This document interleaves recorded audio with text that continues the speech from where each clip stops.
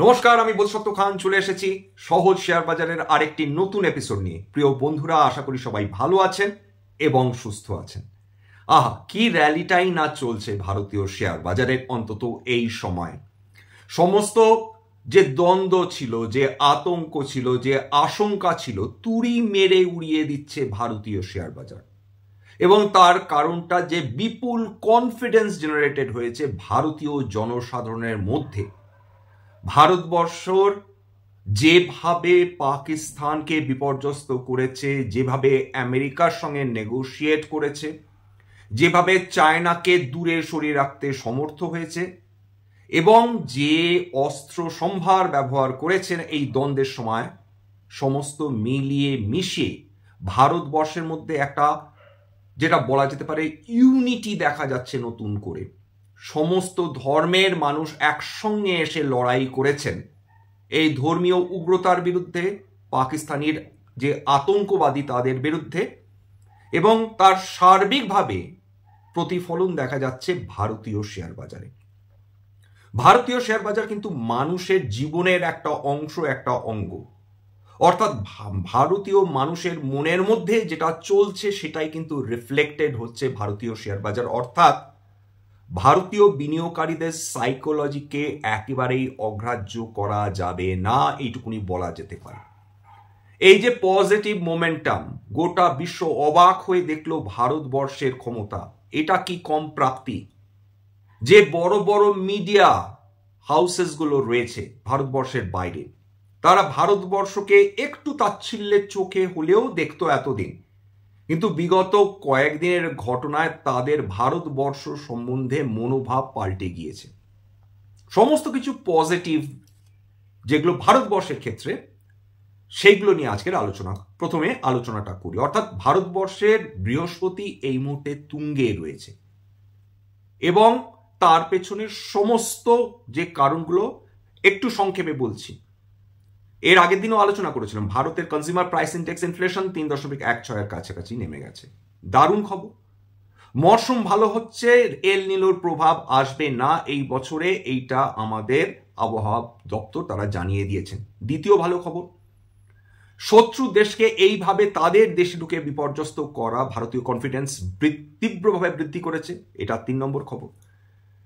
4 নম্বর, আন্তর্জাতিক বাজারে তেলের দাম, জ্বালানি তেলের দাম মারাত্মকভাবে এখনো অবধি কমে রয়েছে, এটা 4 নম্বর ভালো খবর।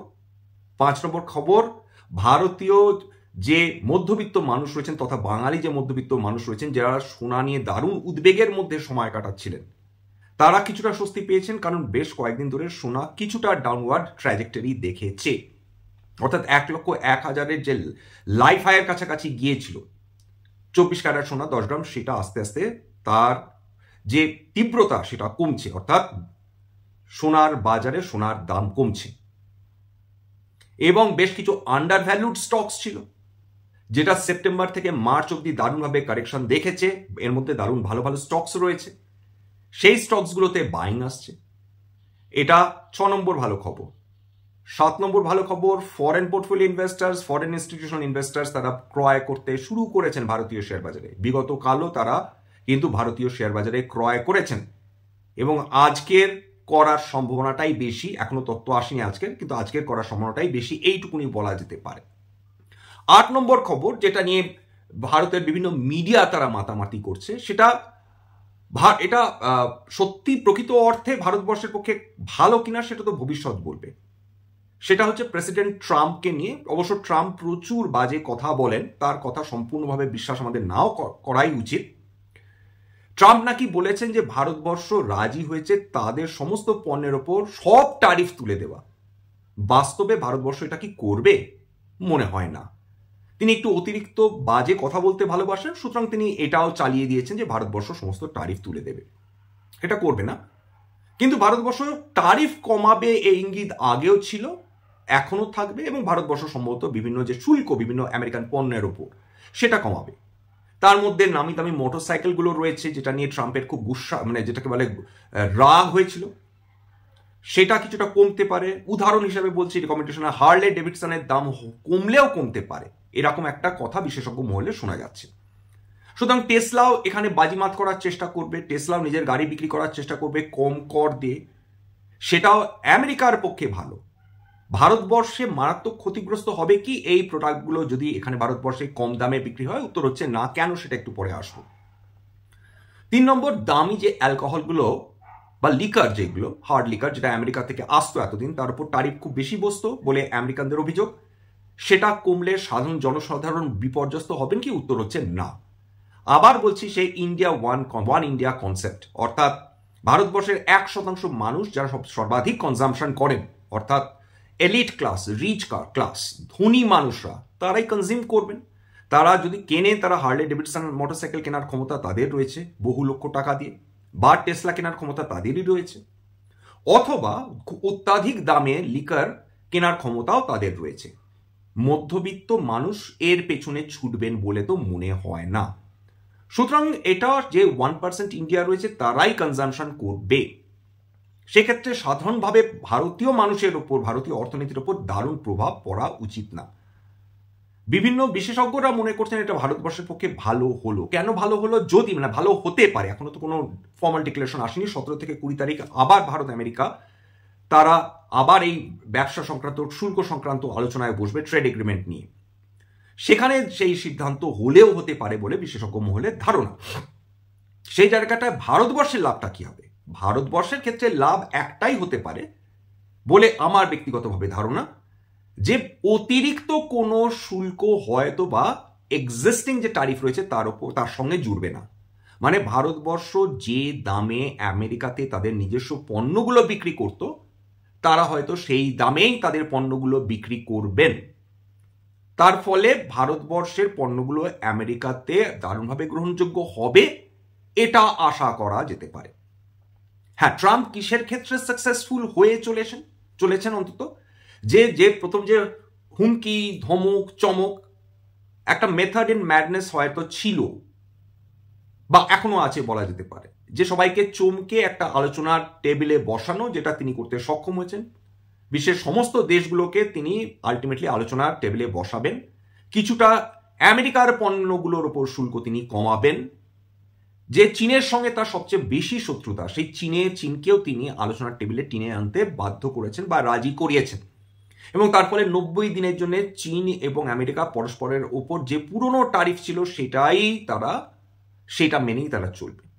90 দিনের স্বস্তি। এর মধ্যে চায়না আমেরিকা ডেফিনেটলি কিছু এগ্রিমেন্টে তো ডেফিনেটলি আসবে।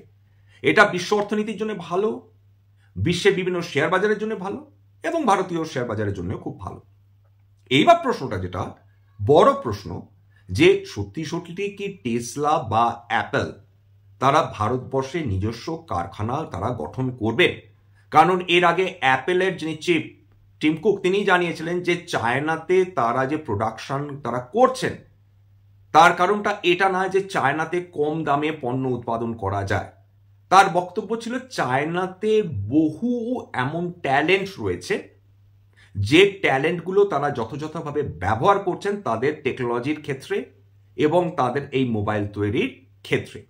অর্থাৎ তিনি ইঙ্গিত করছেন যে চীনেরা তারা টেকনোলজিক্যালি খুব উন্নত এবং আগ্রহী। সেটা এই কারণেই একটা কিন্তু রয়ে যাচ্ছে যে অ্যাপল কেবলমাত্র যন্ত্রাংশগুলো জোড়ার জন্য ভারতবর্ষে তারা বরাদ দেবে, নাকি সত্যি সত্যি তারা মোবাইল তৈরির কারখানা ভারতবর্ষে তৈরি করবে।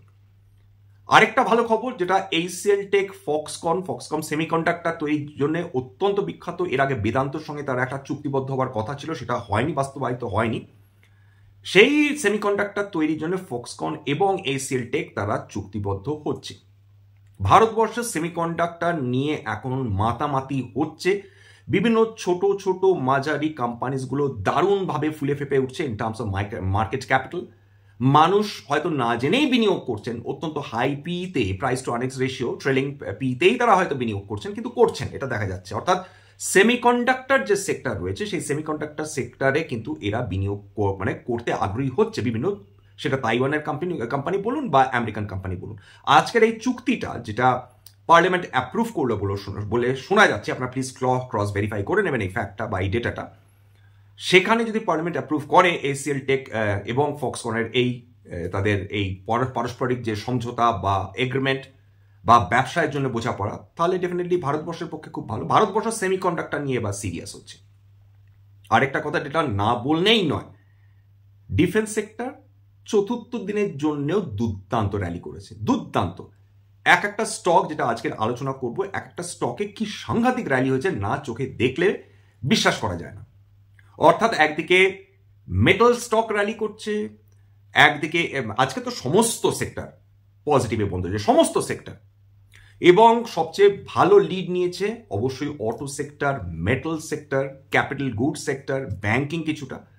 নিফটি এবং সেন্সেক্স অধিকাংশ সেক্টরকে বিট করেছে আজকে, স্মল ক্যাপ এবং মিড ক্যাপ তারাও র্যালি করেছে, কিন্তু ডেফিনেটলি নিফটি বা সেন্সেক্সের মতন আজকে র্যালি করতে পারেনি। অর্থাৎ আজকে মিড ক্যাপ স্মল ক্যাপের প্রতি আকর্ষণ কম ছিল, লার্জ ক্যাপগুলোর প্রতি আকর্ষণ বেশি ছিল, এটা বলা যেতে পারে। ডিফেন্স সেক্টর নিয়ে ডেফিনেটলি আলোচনা করব, তার আগে একটু প্রথম থেকে শুরু করি। আজকে নিফটি 25,000-এর ওপর বন্ধ হয়েছে, 25,062.10 পয়েন্টে বন্ধ হয়েছে।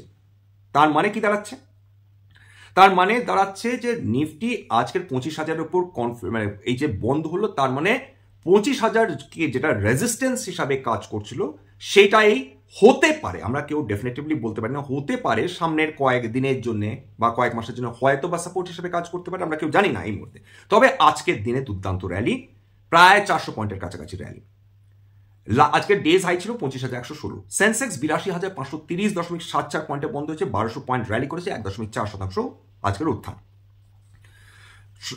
এবং আরেকটা পয়েন্ট যে আজকের ডিফেন্স বার দিয়ে অটো, রিয়েলটি এবং মেটালস, এই যে দেখুন যে যা বারবার আগের দিনও আলোচনা করছি, আবার বলছি, রিটারেট করছি, যে রিয়েলটি সেক্টর র্যালি করছে কারণ কেবল মাত্র এই আশায় যে হয়তো রিজার্ভ ব্যাংক অফ ইন্ডিয়া আরেকটা রেট কাট করতে পারে, আরেকটা রেট কাট করতে পারে। যদি এতটাই ইনফ্লেশন নেমে আসে, সমস্ত তেলের দাম এত কম থাকে, পাবলিক ডিমান্ড বৃদ্ধি পেতে থাকে, সেটা রিয়েল এস্টেটের জন্য হোক, পার্সোনাল লোনের জন্য হোক, অটো লোনের জন্য হোক, সেক্ষেত্রে আরবিআই যদি আরেকটা রেট কাটের কথা যদি তারা ত্বরান্বিত করে, সেক্ষেত্রে সেটাও একেবারেই উড়িয়ে দেওয়ার মতন ঘটনা নাও হতে পারে। বিশেষ করে রিজার্ভ ব্যাংক অফ ইন্ডিয়ার ক্ষেত্রে যদি এলবো রুম থাকে রেট চেঞ্জ করার ক্ষেত্রে, তাদের যদি জায়গা থাকে, সেক্ষেত্রে তারা কেন করবেন না? যদি সেক্ষেত্রে হাই গ্রোথ স্টোরি ভারতবর্ষে একটা তৈরি হয়, সেটা হতেও পারে। ভারতবর্ষের পক্ষে এবার যাই হচ্ছে সবই কিন্তু পজিটিভলি কাজ করছে, এটা বলা যেতে পারে। আজকের এই ডেটাটা আমি নিয়েছি, এই যে কত স্টক উত্থান হলো, কত পতন হলো, ইকোনমিক টাইমস থেকে। 2640টা স্টক আজকের উত্থান দেখেছে, 1327টা স্টক আজকে ডিক্লাইন করেছে, 147টা স্টক আজকের আনচেঞ্জ, অর্থাৎ কোনো তার দামে পরিবর্তন হয়নি। এবার যেটা দাঁড়াচ্ছে যে ডিফেন্স, এটাও আমি ইকোনমিক টাইমস থেকে নিয়েছি, যে ডিফেন্স যে র্যালি করলো ডিফেন্স স্টকসগুলো, সেটা মোট মার্কেট ক্যাপিটালাইজেশন ডিফেন্স সেক্টরে 10,40,000 কোটি টাকার উপর তার মার্কেট ক্যাপিটাল দাঁড়িয়ে গেছে। অর্থাৎ ডিফেন্সের প্রতি একটা সাংঘাতিক কনফিডেন্স শো করছেন বিনিয়োগকারীরা। দেখিনি আজকের কোন কোন ডিফেন্স স্টক র্যালি করেছে। অ্যাস্ট্রা মাইক্রো 8.96% বৃদ্ধি, ভারত ডায়নামিক্স লিমিটেড ব্রহ্মোস খ্যাত 2.49% বৃদ্ধি, ভারত ইলেকট্রনিক্স লিমিটেড 1.52% বৃদ্ধি, কোচিন শিপইয়ার্ড 7.36% বৃদ্ধি, আইএনএস বিক্রান্তের জন্য বিখ্যাত, ডেটা প্যাটার্নস 3.39% বৃদ্ধি, Gairdner shipyard 3.25%, Hindustan aeronautics limited 1.97% বৃদ্ধি, ম্যাসগাঁও ডক 3.34% বৃদ্ধি, এমটিএআর টেকনোলজিস 2.09% বৃদ্ধি, পারস ডিফেন্স 3.2% কাছাকাছি বৃদ্ধি। আজকের দিনের সর্বাধিক যে স্টকসগুলোতে আমরা বৃদ্ধি দেখেছি নিফটি 500-এর অন্তর্গত, তার মধ্যে ফিউচার্স অ্যান্ড অপশনসের মধ্যে হিরো মোটোকর্প 6.34%, এইচএফসিএল 5.17%, জেএসডব্লিউ স্টিল 4.95%, জেএসডব্লিউ স্টিল, তারপর টাটা মোটরস 4.17%, ম্যাক্রোটেক ডেভেলপার্স 4.14% আজকের বৃদ্ধি পেয়েছে। এছাড়া এর বাইরে আপার ইন্ডাস্ট্রিজ রেজাল্ট ভালো করেছে, 5% মতন তার প্রফিট বৃদ্ধি পেয়েছে ইয়ার অন ইয়ার, 14.63% উত্থান। কির্লোস্কার অয়েল ইঞ্জিনস 17.29% উত্থান। কোচিন শিপইয়ার্ড নিয়ে তো ডেফিনেটলি আলোচনা করলাম। আজকের দিনে বেশ কিছু স্টকসের পতনও হয়েছে, তার মধ্যে উল্লেখযোগ্য হচ্ছে মুথুট ফিনান্স 6.59% পতন, টিউব ইনভেস্টমেন্টস 4.24% পতন, সিইএসসি 2.82% পতন, বিএসসি লিমিটেড 2.71% পতন, ইউনিয়ন ব্যাংক 2.05% পতন আজকের দেখেছে। 52 সপ্তাহের উচ্চতা কোনগুলো দেখেছে? করমন্ডল ইন্টারন্যাশনাল, সবকটা বলছি না, বলা সম্ভব না, কয়েকটা উল্লেখযোগ্য। এছাড়া রয়েছে APL Apollo, Bharat electronics limited এবং গোডফ্রে ফিলিপস এরা 52 সপ্তাহের উচ্চতা আজকে ছুঁয়ে গেছে। তাছাড়া এই মোটামুটি আজকে তাছাড়া যে বিভিন্ন ইন্ডাইসেস সেক্টরাল ইন্ডাইসেসগুলো, তার মধ্যে বিএসসি স্মল ক্যাপ 0.94% উত্থান, বিএসসি মিড ক্যাপ 0.67% উত্থান, নিফটি অটো 1.92% উত্থান, বিএসসি ক্যাপিটাল গুডস 1.29% উত্থান, বিএসসি মেটালস 1.6% উত্থান। এছাড়া BSc consumer durable 0.94%, BSc fast moving consumer good 0.65% আজকে কিন্তু উত্থান দেখেছে। যাক, ওভারঅল একটা পজিটিভ সিচুয়েশন, দারুণ একটা সপ্তাহ কাটছে আমাদের বলা যেতে পারে। যে লস গত 6 মাসে ভারতবর্ষে বিভিন্ন স্টকসগুলোতে এসেছিল বোধহয় প্রায় সমস্তটাই বেশ কয়েকটা স্টকে তারা রিকভার করে নিয়েছে, বেশ অন্তত বলা যেতে পারে। এটাও হতে পারে সম্ভব যে বেশ কিছু মানুষের পোর্টফোলিও সেটা হয়তো তাদের লাইফ হাইও ছুঁয়ে গেছে, এটা কোয়াইট পসিবল হতেই পারে। আবার হয়তো কিছুটা তাদের লাইফ হাই থেকে দূরে থাকলেও থাকতে পারে। এবং খেয়াল করে দেখুন যে নিফটি 25,000 এই যে 60 পয়েন্টের উপর বন্ধ হয়েছে, মাত্র প্রায় 1150 পয়েন্ট দূরে রয়েছে তার লাইফ হাই থেকে, মানে মোটামুটি প্রায় ধরে রাখুন 4.5% মতন তার উত্থান হলে হয়তো 52x হাই বা তাদের লাইফ হাই সেটা ছাড়িয়ে যেতে পারে। এমন একটা পজিশন দাঁড়িয়েছে না, যে যেখানে মনে হচ্ছে যে এখন হয়তো যে লাইফ হাইটা এতদিন ধরে এত অসম্ভব লাগছিল ক্রস করা, সেটা হয়তো যদি সমস্ত ফ্যাক্টর পজিটিভলি অ্যালাইন করে সেটা ক্রস করে যাওয়াটাও অসম্ভব না। এইটাই কিন্তু ভারতীয় শেয়ার বাজার তথা বিশ্ব শেয়ার বাজারের চরিত্র। এত খরা, দুর্ভিক্ষ, যুদ্ধ, হানাহানি, উগ্রপন্থী হানা, পরস্পরের মানে দুটো দেশের মধ্যে এই ট্রেড ওয়ার, সমস্ত কিছু কিন্তু শেয়ার বাজার ইগনোর করে ফেলে over a long period of time. মহামারী এসেছে, অতিমারি এসেছে, আমরা ইগনোর করেছি। এই সমস্ত কিছু মানুষ ইগনোর করতে শিখে যায়, ভারতীয় শেয়ার বাজার ইগনোর করতে শিখে যায়, এইটুকুনি বলা যেতে পারে। এখানেই শেষ করবো আজকের স্ট্যান্ডার্ড ডিসক্লোজার। যে কোম্পানিজগুলো নিয়ে আলোচনা করলাম, হতে পারে তার মধ্যে কয়েকটা কোম্পানিতে আমার বা আমার পরিবারের বিনিয়োগ থাকলেও থাকতে পারে। ভবিষ্যতে যদি আমরা নতুন করে কিনি বা বিক্রি করি তাহলে কিন্তু আগাম বিজ্ঞপ্তিতে কিনতে বা বিক্রি করতে পারবো না। স্ট্যান্ডার্ড ডিসক্লেমার, এটা কেবলমাত্র একটা এডুকেশনাল চ্যানেল বাঙালি বিনিয়োগকারীদের ইনভেস্টার অ্যাওয়ারনেস বৃদ্ধির জন্য। এখানে কোনো ধরনের কোনো শেয়ারের buy sell, recommendation, suggestion, advice এমনকি ইনফ্লুয়েন্স করা হয় না। যে কোম্পানিজগুলো নিয়ে আলোচনা করলাম কেবলমাত্র ফর ইলাস্ট্রেশনস বা উদাহরণ হিসাবে, এবং আমার কথা শুনে যদি কোনো শেয়ারে আপনারা বাই সেলের সিদ্ধান্ত নেন সেক্ষেত্রে ক্ষতির মুখোমুখি হতে পারেন। সুতরাং সবসময় একজন সেবি রেজিস্টার্ড ইনভেস্টমেন্ট অ্যাডভাইসারের পরামর্শ নেওয়ার চেষ্টা করবেন। সেক্ষেত্রে আপনারা উপকৃত হলেও হতে পারেন বা নিজের ডিউ ডিলিজেন্স করার চেষ্টা করবেন। সবার শেষে যেটা বলে থাকি, যদি এই ধরনের এপিসোড আপনাদের সত্যি ভালো লাগে প্লিজ একটা লাইক দেবেন, প্লিজ সাবস্ক্রাইব করবেন। বহু মানুষ দেখেন কিন্তু সাবস্ক্রাইব না করে চলে যান, কষ্ট হয়। এবং যদি সত্যি মনে হয় আমাদের বাঙালি ভাই বোনদের এই ধরনের এপিসোড একটু হলেও কাজে লাগবে, প্লিজ নিজের গ্রুপে একটু শেয়ার করে দেওয়ার চেষ্টা করবেন। আজকের জন্য নমস্কার।